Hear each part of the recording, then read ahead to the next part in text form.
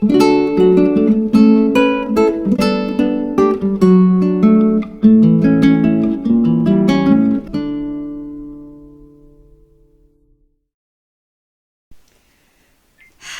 Leo. This is Mary Elizabeth with Sacred Love Tarot, and this is your February 2023 tarot forecast. I hope this reading finds you happy, well, in an attitude of gratitude, and hopefully moving toward living your best life, whatever that means to you. So let's see what the Energy Oracle has for you today. All right. This is for Leo for February 2023. That was a huge jump. All right. So our first card was, so you're being really guided here by Spirit. Yeah, they are. It's almost like Spirit is kind of like trying to show you the way in regards to perhaps maybe a contractual agreement, in regards to something that you're not quite sure about, perhaps maybe an outcome that you're attached to, or perhaps maybe even you feeling as if you have to act a certain way or be a certain way or talk a certain way or react a certain way for other people to get you, if that makes sense. The contract card is all about having blind faith in yourself, having blind faith in the judicial system, having blind faith in the balance that you're able to obtain. And I think with the whole wearing mask and being chained to specific outcomes, I think sometimes we really set ourselves up to fail when we automatically assume that because of this is going to happen, or because of that is going to happen. And instead, I think Spirit is maybe saying, we are trying to guide you to something more. We are trying to guide you to expand what it is that you think this outcome should be. I kind of feel Spirit is maybe trying to say to you that you're a little bit hyper focused or a little bit closed off to other things being beneficial to whatever this contract or balance or blind faith is. And because of that, you seem to be very attached to whatever this outcome is here, right? You see a specific outcome, and this is the outcome you want, and nothing else matters, when there are other outcomes that can be obtained that could be beneficial to you, or maybe even more beneficial to you. So I think Spirit is trying to guide you toward being more open and recognizing the benefit of being more open, if that makes sense.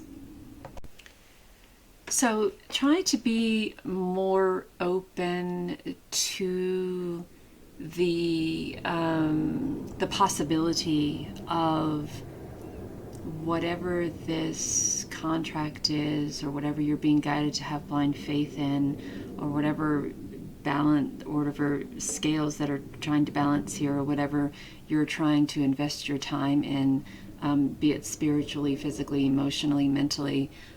Try to expand that awareness so you're not very focused or chained to a desired outcome, and be open to the guidance of Spirit and Source. Be open to the guidance of your intuition or your divine beacon system, right? Because I kind of feel that you may be missing out on a lot here if you're not open. Open to Spirit's guidance, open to the guidance of your intuition, your deities, your ancestors, God, goddesses, whoever it is that you relate to. I kind of feel that you're missing out on a lot if you don't allow your vision to expand and follow that guidance. So let's see what the cards have to say. So we're going to be using the Energy Oracle.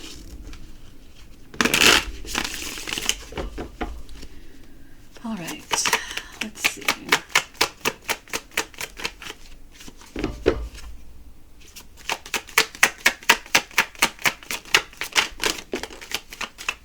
Okay, have a little compassion for yourself, babe. Yeah. And try to find yourself. Try to find yourself creatively. You know, I mean, there may be some things that you are closed off to, and you're not recognizing the benefits of these things because you're, again, hyper focused on the specific outcome of something.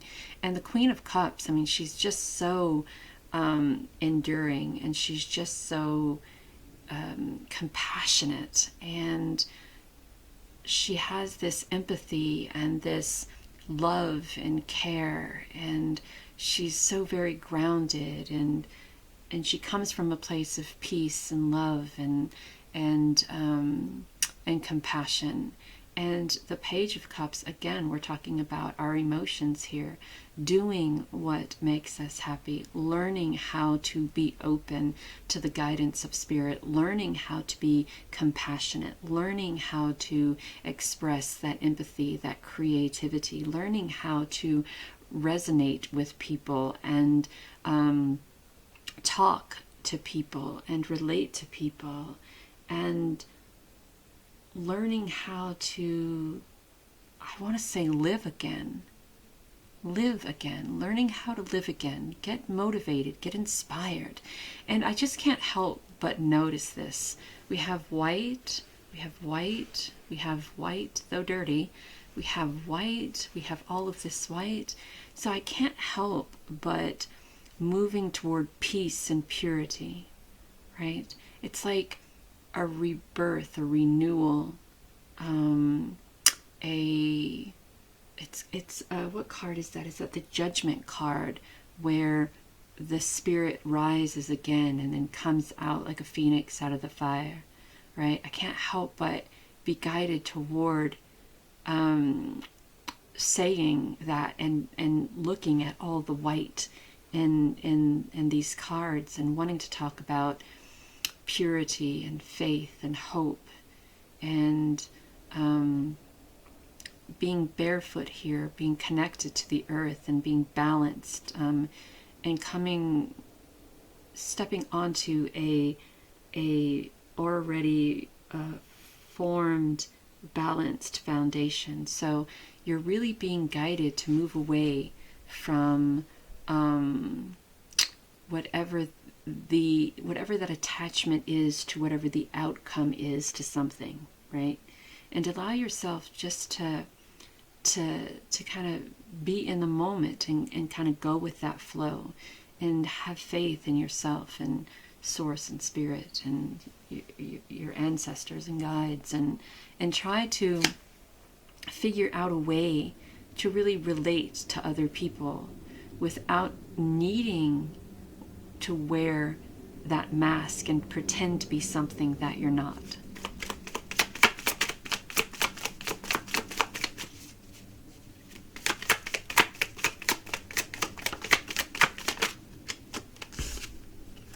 We have the Nine of Cups, and the Nine of Cups talks about emotional stability, and look at all the cups we have here. It talks about emotional stability, but us being so focused, and remember I talked about being hyper-focused with that attachment card, being so hyper-focused that we're not able to see the destruction of something because we're so hyper-focused on where we are or what we're doing, or that specific outcome. We're not seeing the tide that's about to come in and ruin that tower of emotional stability that you have. We're not seeing the cat and the crab getting into this to-do, one bullying the other. So we are so fixated on the outcome that we are missing opportunities or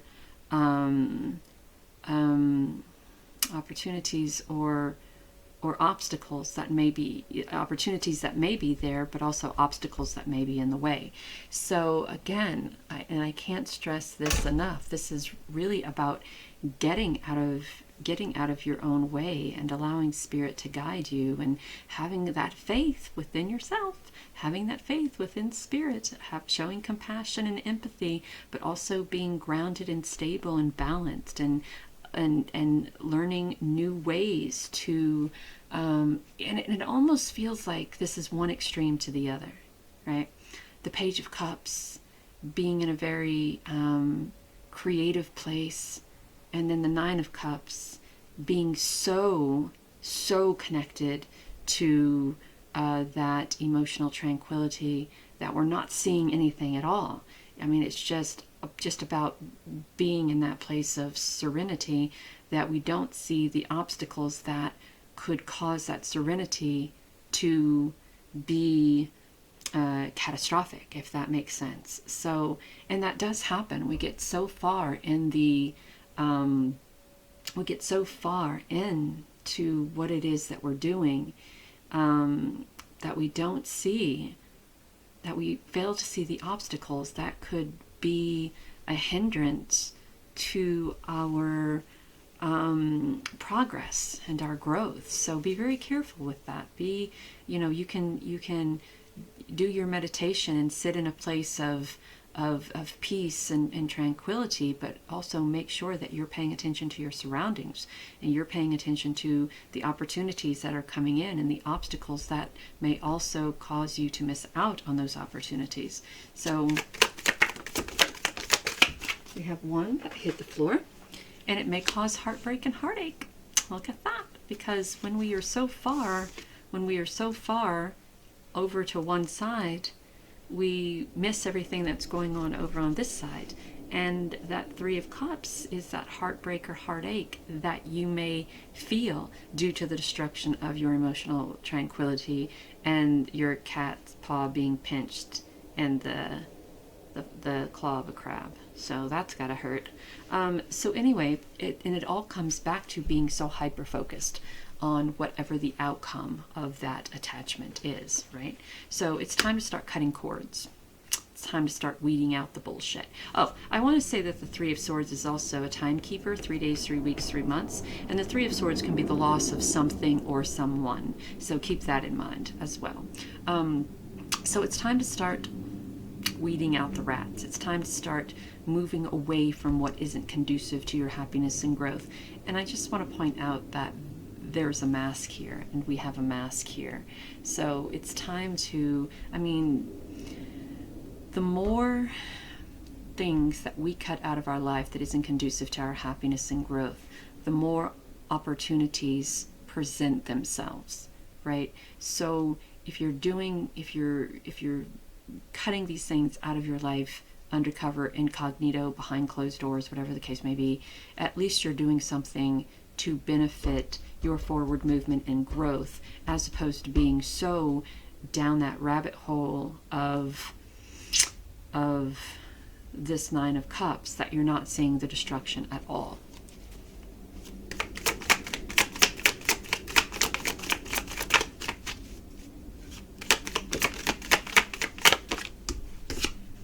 All right, so it's time to go within, to use that wisdom.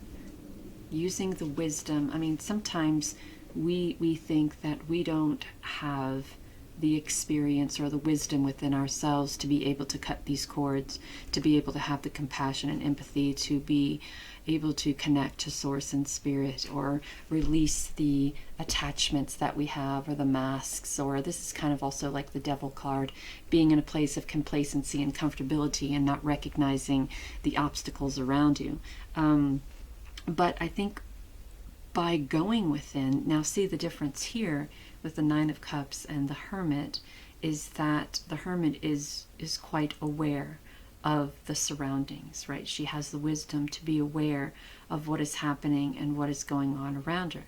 The Nine of Cups is so hyper-focused on the feeling of that emotional tranquility that she's not aware of anything. So as you release and letting go and doors start to open for you, you then have the opportunity to to accept and to pay forward. So we have the older woman here who is offering, and then you in a place of financial opportunity and stability and able to help someone else. In another deck I have, it's the Six of Pentacles, balancing karmic scales. So we go to the contract where we are balancing scales and having faith that we are capable of accepting and receiving and being in a place of balance with both. One card fell to the floor.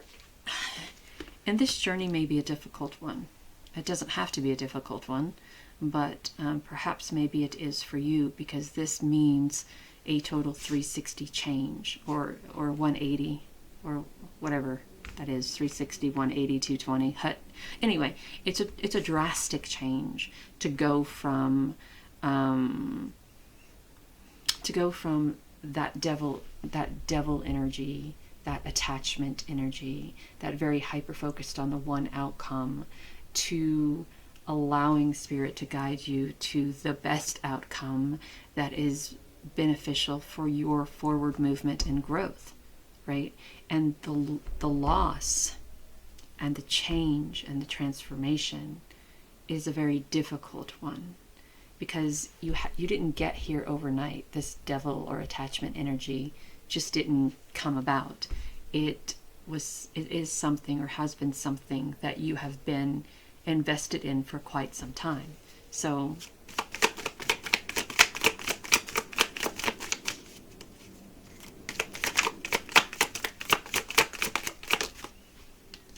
we have the Knight of Swords. So the Knight of Swords is moving forward, right? And moving forward through any obstacle. The problem is that with that sword out in front of you like that, ready to kick ass and take names and going balls to the wall, that sword, the sword can be used for defense, but can also be used as a weapon. And with it out in front like that, you kind of go through everything, right? And when I say go through everything, I mean you're going so quickly and navigating through the obstacles and pushing through those obstacles that you're not seeing opportunities. So slow down. Slow down. Take a breather. Your universal inheritance, your connection to Spirit, your path isn't going anywhere. It's right here for you. And you don't have to charge into it so randomly and destructively, right? Which is probably why the Nine of Wands is here, because with energy like this, it's pretty chaotic to navigate through that very destructive energy. So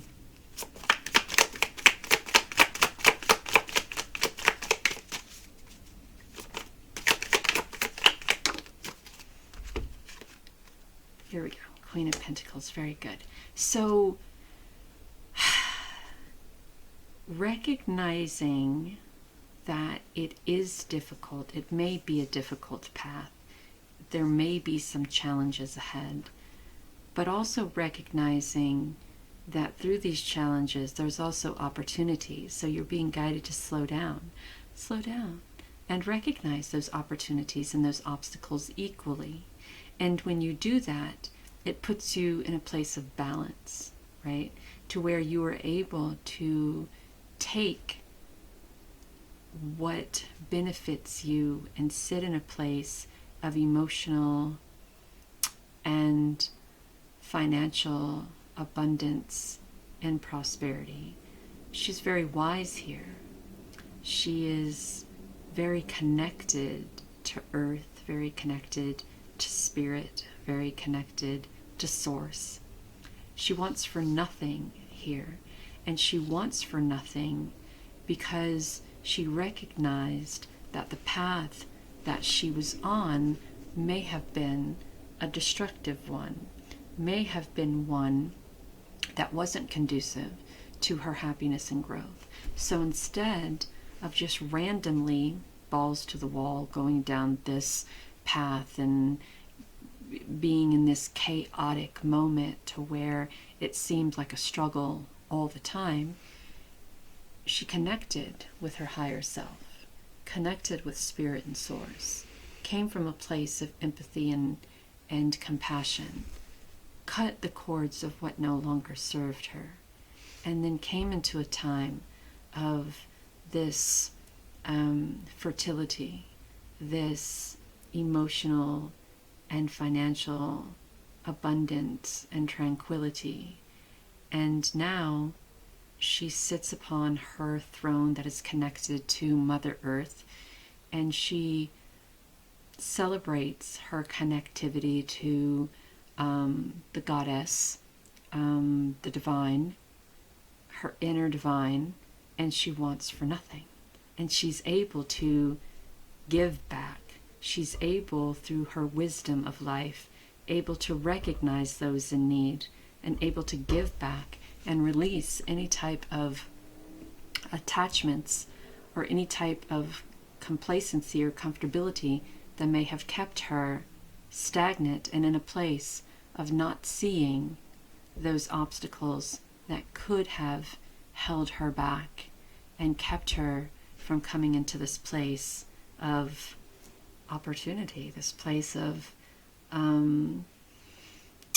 divinity, this place of love, this place of being open to possibility.